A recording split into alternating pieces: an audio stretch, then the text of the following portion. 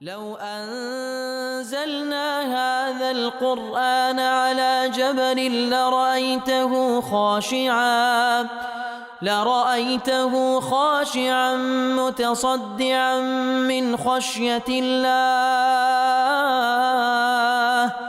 وتلك الأمثال نضربها للناس لعلهم يتفكرون. الحمد لله والصلاة والسلام على رسول الله وعلى آله وصحبه ومن والاه. السلام عليكم ورحمة الله. بەڕێزان خۆشحاڵم لەوانەی 231 لەوانەکانی تەفسیری قورئانی پیرۆز بێمەوە خزمەتتان بە مەبەستی ڕەزامەندی خوای گەورە و هیوادارم ئێوەی ئازیز سوودی لێوەربگرن. أعوذ بالله من الشيطان الرجيم. بسم الله الرحمن الرحيم. لا يتخذ المؤمنون الكافرين أولياء من دون المؤمنين ومن يفعل ذلك فليس من الله في شيء إلا أن تتقوا منهم تقاه ويحذركم الله نفسه وإلى الله المصير. بەڵێ بەڕێزان کلەوانەی ڕابردوو باسمان کرد لە دوای ئەوەی کەوا خوای گەورە لە دوو ئاەتی ڕابردوو فێری کردین دوعا بکەین و بپاڕێنەوە و هەروەها تەوەسول بکەین لە ناو دوعا و پاڕانەوەکەم بە ئاسار و شوێنەواری عەزەمەتی خوای گەورە و دەسەڵاتی خوای گەورە، ئەو خوای کە هەر ئەو خاوەن دەسەڵاتن لە ئەو بوونەوەرەی کەوا با بڵین ئەو خوای شەو و ڕۆژ دەینی و ژیان و مردنی بەدەستە، هەر ئەو خوای شانی پەرستنی هەیە کە بەشێک لەو پەرستنەش کە پێویستە لە بەخوا ئەنجام بدرێت مەسەلەی وەلاءە کە ئەو پەڕی دۆستایەتیت پێویستە لە بۆ خوابی. لێ لەو ئاتەدا باز لە وەلا دەکا، باز لە دۆستایەتی دەکا. لا يتخذ المؤمنون الكافرين أولياء من دون المؤمنين. واتا نابي كسانيشي إيمان دار كسانيشي كافر بكنا دوست أولياء إخوان لغير إيمان داران. هر كسيشي شوابك فليس من الله في شيء. هر كسيشي شوابك أوا هيت بيواندي لقال خواي قورا نامين ودبصره إلا ليك حالة إلا أن تتقوا منهم تقى إلا مقر لبو تقيا واتلبو خو باراستن هندق لمظاهر كان كدين روني دكينو إن شاء الله هندق لمظاهر كان هندق لشواز كاني ولا بظاهري درب لبوان لبو خو باراستن ويحذركم الله نفسه. يتر الله سبحانه وتعالى لنفسي خويدتان ترسيني وإلى الله المصير. يتر قرانا وو تارنوسو مصيري هموان هر لبو لا إخواي قوري سبحانه وتعالى. بەڵێ خۆشەویستان ئەو موالاتەی ئەو دۆستاتی دیارە موالات یاخود ئەولیا لە وەلا ئەو هاتێوەلا بە مانای دۆستایەتی و خۆشەویستی و نزیکی دێ عەکسی عەداوەتە کە بە مانای دوژمنایەتی و دووری و با بڵێن عەکسی وەلا و دۆستایەتیە. ئیتر ئەوەی کەوا لێرەدا پێویستە وەکو گوتمان لە سەرەتاوە پێویستە بگۆترێ وەلی و دۆستی ئیمانداران چییە؟ یەکەم جار ئینەما وەلیکم الله وەکو لە سوورەتی ئەلمائیدەدا دەفەرمی وەڕەسوولوه والمؤمنون. پێویستە ئەو پەڕی پابەندبوونمان بە دینی خوای بی کەوا نیشانەی دۆستایەتیمانە لە بۆ خوا، خۆشەویستیمان لە بۆ خوا سبحانه وتعالى، ملکەچیمان لە بۆ خوا کەواتە ئەو پەڕی وەلامان لە بۆ خوابی، لە بۆ دینی خوابی، لە بۆ پێغەمبەرەکەی بی صلی الله عليه وسلم، لە بۆ قورئان و سوننە بی. ئیتر لە وەکو تەرازوو میزانێک قورئان و سوننەمان لە پێش چاو بی، ئەوەی کەوا پابەند بی بە قورئان و سوننە خۆشمان بێ لە پێناوی خوا، ئەوەی کەوا دەرچی لە قورئان و لە سوننە ڕقمان لەبێتەوە لە پێناوی خوا. ئەوە خولاسەی عەقیدەی وەلا و بەڕاءە. نابی ئیماندار کەسانێکی غەیری ئیماندار واتە کەسانێکی کافر لە غەیری ئیماندار بە وەلا و بە وەلی و بە دۆست و بە نزیک و خۆشەویستی خۆی بزانێ. وەکو زانان دەفەرمون ئەوەی کەوا مەنع کرا لە ئیمانداران چییە؟ والموالاة الممنوعة هي التي فيها يكون خذلان للدين. کەواتە کەسێک کەوا دۆستایەتی کافران دەکا لە نەتیجەدا لەو دۆستایەتیەی یارمەتیان دەدا لۆ ئەوەی کەوا ببیتە با بڵێن دەستی کافرەکان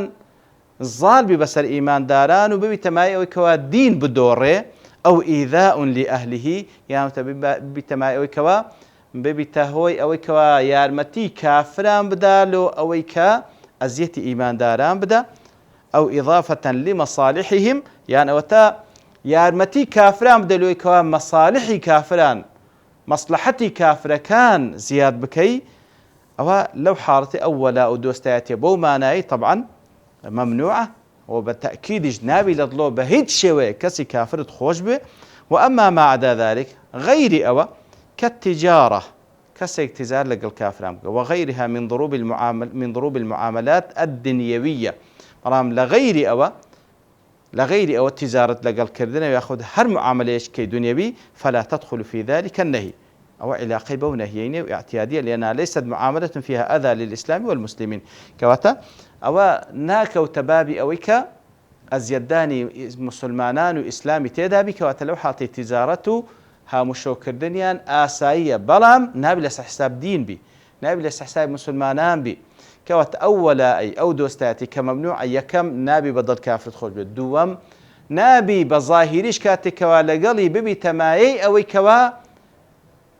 يارمتي وي بدي لدجي إسلام ومسلمانان يارمتي وي بدي لدجي إسلام ومسلمانان أسرار مسلمانان لبو أو ببي وأنا ممنوعة أو حرامة خواهي يقول إنه كردية هركسي جواب كاتن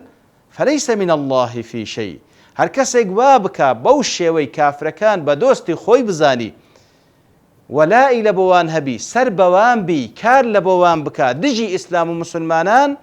دفن فليس من الله في شيء أو كسع علاقة لقى خوا دا بصري نافر فليس في ولا إلا هل لقى ذات خوا ولا أكش لا دبا سبحان الله فليس من الله في شيء كسيك دوستاتي كافران بك لغير إيمان داران ببتماية ويكوا دستي كافران بيتناو دينو دا صلاة أوان زياد بك لسر مسلمانان لسر ولاتي مسلمانان لسر ديني مسلمانان هر كسيك وابكا فليس من الله في شيء أو كسا بيواندي دا بصري لقى الإسلام لقى الخوا سبحانه وتعالى بيواندي دا بصري لقى الخوا فليس من الله في شيء إلا باشنا دفرم إلا أن تتقوا منهم تقاه إلا استثناء إلا ليك حالة ذكري هندق مظاهري دوستاتي لبواني الشام بدي وكوتي إلا أن تتقوا منهم تقاه وكو تقيتيا واتا لترسان وكو حذريك وكو زانان أو حقتان باسكري يأخذ لو حالتان باسكري يعني كو تقيي بكي إلا أن تخافوا من جهتهم أمرا يجب اتقاؤه من الضرر في النفس أو المال أو العرض كواتا مجر لوان بترسين بوي كوا زررك تان بيبقين أو الزرر بنفستان بمالتان يعني بعرستان كأن يكون الكفار غالبين ظاهرين كواتا أتولزيقاك دجيي كافر كان تيدا بالادستن أو كنتم في قوم كفار يعني لنا قوم كافر دجين فيرخص لكم في مداراتهم باللسان كواتا إلا أن تتقوا منهم تقاء أوي كوات تنها بزمان دبي مداراتيان بكي بزمان دبي مداراتيان بكي واتا بزمان قصي شوابكي كخد ببارزي للشريان على أن لا تنطوي قلوبكم على شيء من مودتهم بلام آقادار بي لو حالتيك وتقيش دكي لو حالتيك للشر أوان تاوكو سلامة بزمان دتوي الرازيان بكي بلام آقاداري دلي شدبه بهيت شويق نابي خوش يوستي لدلو برامبر أوان هبي بل تدارونهم وأنتم لهم كارهون بلكو مدارات يمكن بقسة وكدر التورية كوقسيق بكيتو لدلو ما بس تكتبي بلام أو بشويش كتبقى ولا دلوش رق اللي بيتو وكلا قول أبو الدرداء هاتك خويل رازي بإمام بخاري رواياتك تفرمي إنا لنكشر في وجوه قوم وقلوبنا تلعنهم اما زردخانه دكين برامبر بكسانك بلام لدل دا لعنتيان لي دكين اولو لكاتك دا كوا اوان بالا دستن اتر تاوكو هتا بكري اگر بسن كلميك خوتيان لي بباريزي او تقييو ريغاي بيدرايا وأن لا تعملوا كواتبزاني لحالتي تقيا أوي كوا ريجاي بيدرا كواتب هيش نابي ولا اللبو كسانش بباورها بي بلام لهند حالة وكتازة باس ماكر كالولاتك دادا جي لناو كافرانا ياخد لناو مسلمان بلام كافر كان بالا دستن لو حالتي دكري تقيي بكي مدارات يام بكي بزمان واتا بظاهري خود ليام بباريزي بلام اگر لدلت بي نابي خوشويستي لدلي برامبريان هبي بلام بلكو لدلو رق ليام بيتو بزمان تنها رازيان بكي وألا تعملوا ما هو محرم اقادار بين تقيا فقط بزمانه وتبقى بقصد كريش تقبلي وەکو ئەو حاڵتێ بەسەر عەمار هات خوای لێ ڕازی بی ئەو حاڵتێ بەسەر عەمار هات کە ئاەتی دەربارەی داوەز وەکو لە سوورەتی نەحل خوای گەورە سوبحانەهو وتەعالا إلا من أكره وقلبه مطمئن بالإيمان يعني كسيك لجير إكراه وإجبار دابي لجير تهديد كشتن دابي دكري كفرج بس زمان دابي بلام بشرتك وقلبه مطمئن بالإيمان بلام لضلوا أو دري دامزراو بلا سر إيمان مجرد بس زماني دابي رجاي بيدري كواتا فقط بزمان بلام لضل مطمئن بإيمان وهروها بكردوش نابي كردوش وابكي كوا حرام بي كشرب الخمر خمري وحتى لا بخاطر وأوان للرازبن عرقي بخيوان نخير رجاء بينادري أو اطلاع على عورات المسلمين ياخذ زغط اللي بكن لو كوا أسرار مسلمانان يالو بيت جائزني أو الانحياز إليهم في مجافاة بعض المسلمين ياخذ انحياز لبولايوان هبي تاوكو بابرين أوان بيان خوشا بجل مسلمانان بكي وإذا فلا رخصة لهم إلا في المداراة باللسان كاتم مجرد بزمان دبي مدارات يا مكي نابي زياتر بي حتى وكل حالتك وكو ابن أبي الشيبة بسندش صحيح لحسن بصري دجيرتو كوا حديثة مرسلة ضل إن عيونا لمسيلمة أخذوا رجلين من المسلمين فأتوه بهما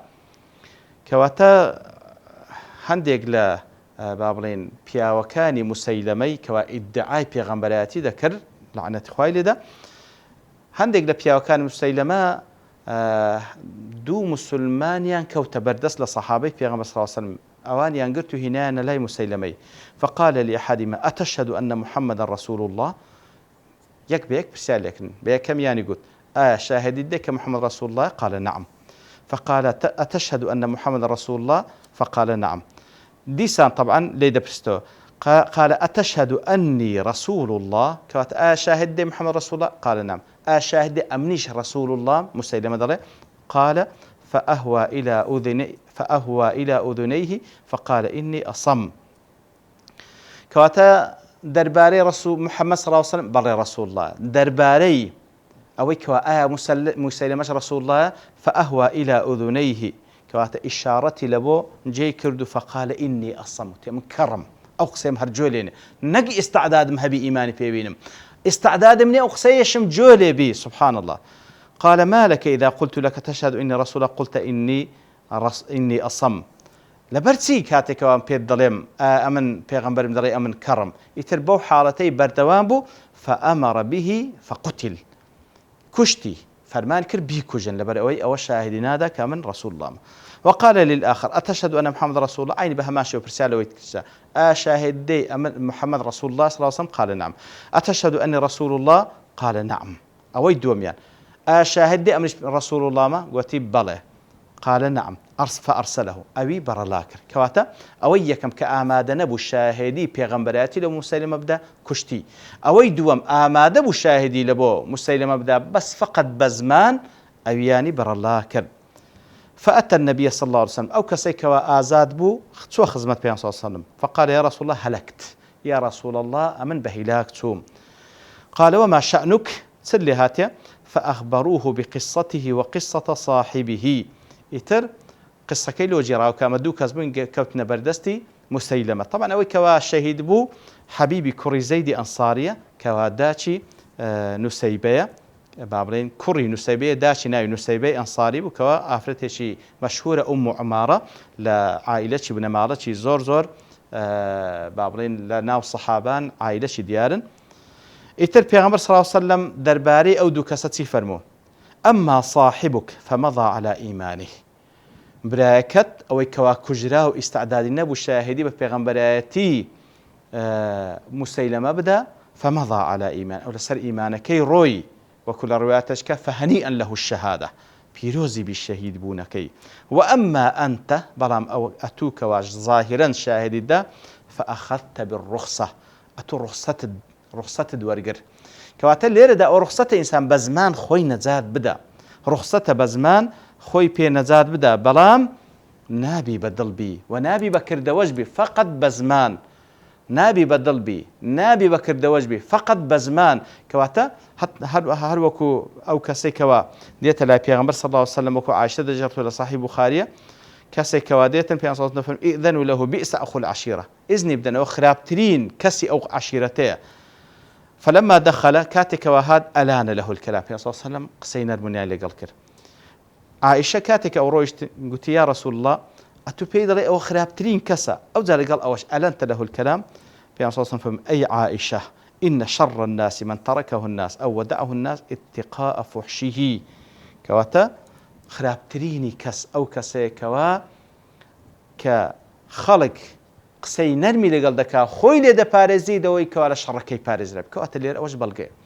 دەکرێت ئێمە بە زمان خۆمان لە کەسی خراپ بپارێزین فقط بە زمان بەڵام بەدڵ ڕقمان لێبیتەوە و هەروها بەکردەوەش ئامادە نەبین هیچ کردەوەی بکەن ئەوەی کە حرامە و خوای گەورە پێی ناخۆشە ئیتر إلا أن تتقوا منهم تقى إلا ئەوەی دەگریتەوە زیاتر نییە ويحذركم الله نفسه ئیتر خوای گەورە تەحذیرتان دەکات دەتان ترسێنی لە نەفسی خۆی لە عەزابی خۆی ئاگادار بن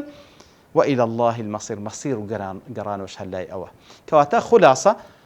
بهيج شيء نابي دوستايتي لبو كسانش كافر بكي بيبي تماي أو كوا دستي كافران لوناو مسلمانان بيني ويارمتي كافران بدأ لسر مسلمانان بزرري مسلمانان وإسلام توابتا إلا تن حالتك دكري ولا إيان لبو نشان بدأ بس بزمان تاو خود ليان بارزي أقل لجير دا صلاتي كافر ياخد لنا قومش كافر بوي أش فقط بزمان هەوڵ بدە کەوا خۆتی نەجات بدەیت بەڵام بەدڵ ئاگادار بە نابی خۆشیان بێ و هەروە بکردەوەش بە هیچ شێوەیەک نابی شتێک بکەیت کەوا حرامە لە خوای گەورە دەپاڕێنەوە بەو شێوەی لە دینی خوای تێمان بگەینی کە ببی تەمایی ئەوەی کە بەڕووی سپی بگەڕێنەوە لای خوای گەورە سبحانه وتعالى وصلى الله وسلم على نبينا محمد وعلى آله وصحبه أجمعين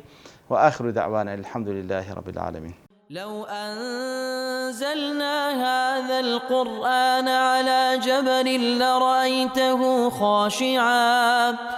لرأيته خاشعا متصدعا من خشية الله وتلك الأمثال نضربها للناس لعلهم يتفكرون.